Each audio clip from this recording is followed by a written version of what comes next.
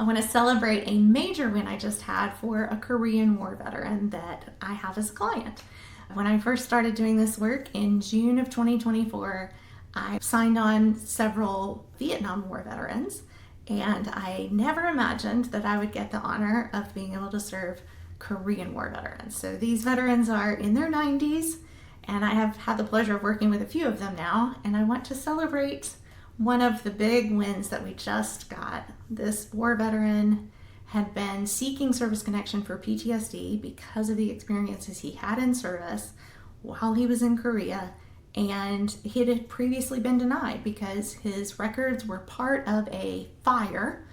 You may have heard about this fire that happened, I think it was back in the 70s, and many veterans' records were destroyed in this fire, and so it is difficult to get things service connected when you have no service records. I did a lot of research on the veterans battalion and the stressors that he identified. So he had identified some specific times and places when they were fired upon by enemy forces and he was in fear for his life.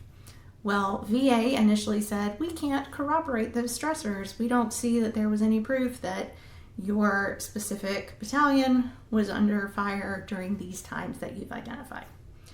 Well, I did a deep dive and I found that the Veterans Battalion was actually awarded a Navy Commendation Medal because they supported the 1st Marine Division in attacks against enemy forces during the exact time that my veteran identified, in the exact place that my veteran identified.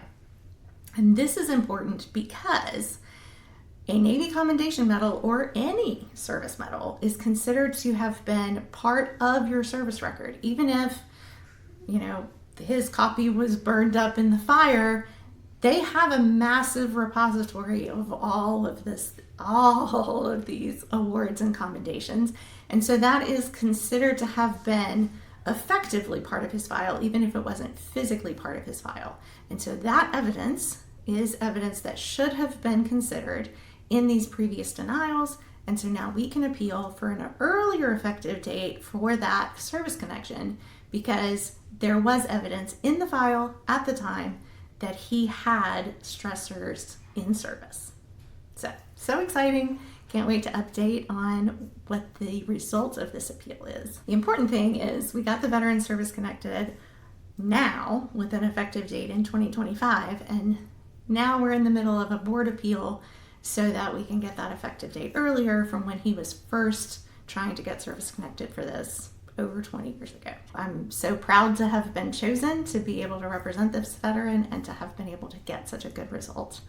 And also just to say, if there are any Korean War veterans out there that still need some help with service connection, this is something I've done a lot of research on now and would love to get the opportunity to help some more of these veterans while they're still with us.